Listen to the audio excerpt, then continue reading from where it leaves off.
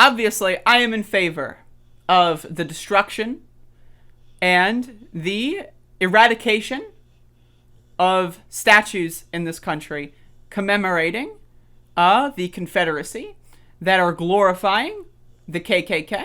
I am in favor of destroying those statues. But my favorability for destroying those statues is not because they are statues. Statues are only as good as what they represent.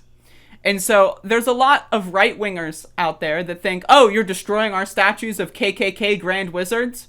Well, we're going to destroy your statues too. First of all, that's admitting that the Confederacy and the KKK are their responsibility and their team, which is like, it's a little weird. Second of all, it's missing the point. Third of all, it's just ridiculous. Like, okay, so you're going to go after statues of, well, let me just, this is the story. So a Breonna Taylor bust that was put up in, I believe, Oakland, California, was destroyed. It was vandalized by presumably a racist motherfucker because they got triggered at, maybe Robert E. Lee being removed from the Capitol triggered them. Who knows? But again, and for you to actually take a destructive weapon to this statue in this manner, you have to have some serious brainworms. There has to be psychopathy, maybe, like your Michael Myers in Training.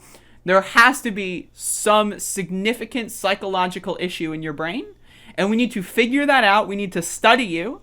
We need to figure that out, and we need to find a way to prevent that strain of psychological failure to prop up or get cropped up in any other human being. Seriously, it's disgusting. It's bizarre. And again, only a dumbass or a dullard would do something of this nature. So a sculpted bust of Breonna Taylor in downtown Oakland lay in pieces Saturday, apparently vandalized just 2 weeks after it was first installed. The bust's sculptor, Leo Carson, told KQED that the sculpture was created to support Black lives.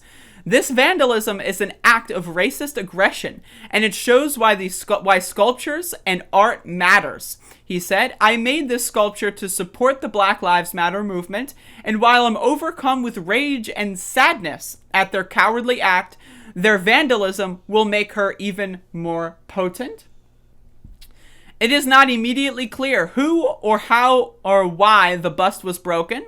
The Oakland Police Department told KQED that they are aware of the incident regarding the vandalism. They're aware? What? A police report has been filed and the incident is under... They're aware of the incident. What? That's okay, you raise your hand in math class, right? And you ask the teacher, hey, what's 7 plus 7?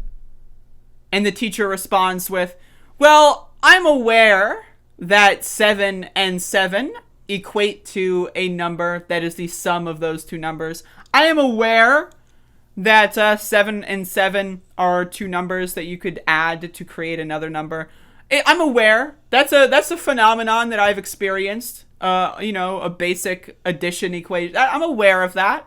What? I just look at, why is this even in the piece? Seriously. I don't know. It's just, they're aware of the incident. Okay, congratulations. But I want to read this part too, because I want to remind everyone just how fucked up the result of this case was, in case you forgot, which I don't know how you could, but this is extremely important. In September, grand jurors brought only one indictment against an officer for the reckless use of a gun. Brett Hankison, who has since been dismissed from the force, not, sent to prison, right, for murder. He just lost his job, was charged with 3 counts of wanton endangerment for firing into Taylor's neighbor's apartment. The 2 officers whose bullets hit Taylor were not charged. Again, they were charged for missing. I want you to understand. The officer who was charged for wanton endangerment was charged for failing to kill Breonna Taylor. He attempted to murder Breonna Taylor and failed. missed a shot. That is what got him the charge. The other officers, the ones that actually hit the target, they say, the target, they're walking off scot-free. In America, you are supposed to kill the black woman. And if you fail to kill the black woman, then and only then will you be held criminally liable. So again, this system is absolutely broken. The people who uphold and defend the police in this country are broken on the inside and the outside. And again, anyone that's going to do this kind of thing obviously needs to be in prison. Just because this is like serial killer shit. Like, it really is. Like, you might say, oh, it's just breaking a statue, right?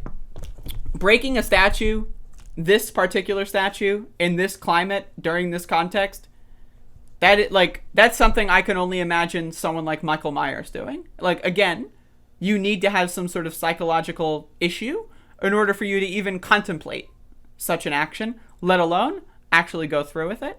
Absolutely sickening. But what are you gonna do?